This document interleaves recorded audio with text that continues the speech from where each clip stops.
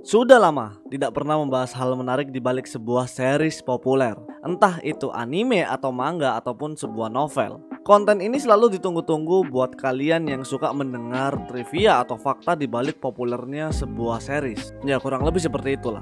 Oke, semoga yang aku bawakan ini bisa menghibur kalian dan menjadi hal baru buat kalian. Gak perlu berlama-lama, langsung aja kita mulai kali ini.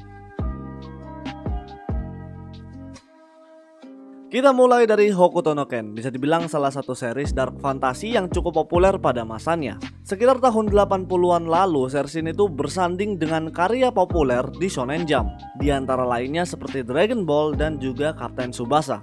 Ketika orang bertanya kenapa Shonen Jump itu ada cerita darknya, semua itu sebenarnya sudah ada semenjak populernya Hokuto no Ken di Shonen Jump. Ya, jadi Hokuto no Ken ini adalah series pelopor dark fantasy di Shonen Jump. Selain itu, Hokuto no Ken ini juga memiliki salah satu meme yang cukup populer di sosial media.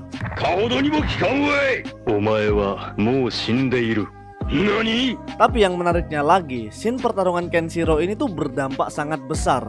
Salah satunya kepada sebuah game yang cukup terkenal, yaitu Mortal Kombat. Sering disebutkan jika gerakan akhir fatality dari Mortal Kombat berasal dari bentuk gaya pertarungannya Kenshiro dalam Hokuto no Ken. Ya, ini series yang cukup legendaris lah. Sebelumnya aku tuh sempat ditanyai untuk mencari sebuah trivia atau hal menarik terkait dari series DxD. Ichie Ishibumi, dia adalah seorang penulis novel yang terkenal dengan karyanya yang berjudul High School DxD. Jika kita mencoba melihat karya sebelumnya, dia ini memiliki karya berjudul Slash Dog. Ya, jadi Slash Dog ini bisa dibilang sebuah prequel dari High School DxD. Era sebelum adanya Issei, ibaratnya itu seperti Jujutsu Kaisen sama Jujutsu Kaisen Zero. Dan bisa dibilang Slash Dog ini adalah karya uji coba yang dilakukan oleh Ichie Ishibumi. Kalau kalian ngikutin TMM, kalian itu pasti tahu betapa pentingnya karya prequel dalam membentuk cerita panjang.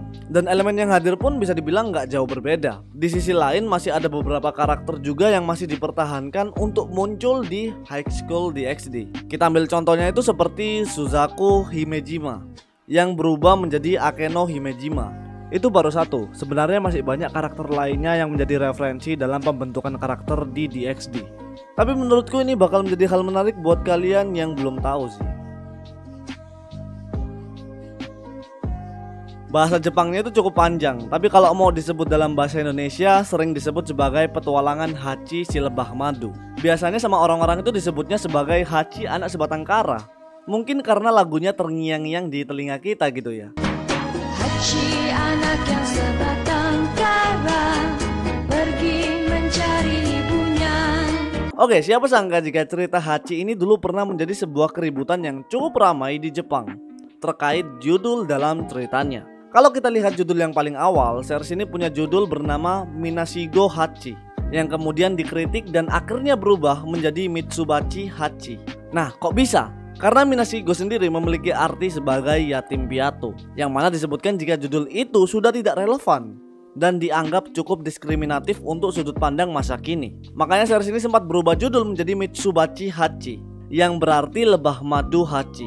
Walaupun sampai sekarang judul aslinya itu masih dipertahankan dan beberapa kritik yang pernah ada itu perlahan mulai menghilang lah. Toshihiko Michiura sebagai penyiar TV dari Yomiuri adalah salah satu orang yang menegaskan jika judul awalnya si Hachi itu sangat tidak tepat. Walaupun series ini tuh dibuat dari puluhan tahun yang lalu.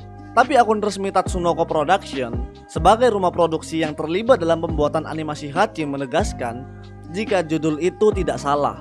Kata Minashigo hanya sulit disampaikan ke zaman modern. Di sisi lain, Tatsunoko Production juga menjelaskan jika cerita seekor lebah tidak ada hubungannya dengan hal diskriminatif. Ya, ada-ada aja lah orang zaman sekarang. Oke, jadi itu dia sebuah trivia atau fakta menarik di sebuah series populer.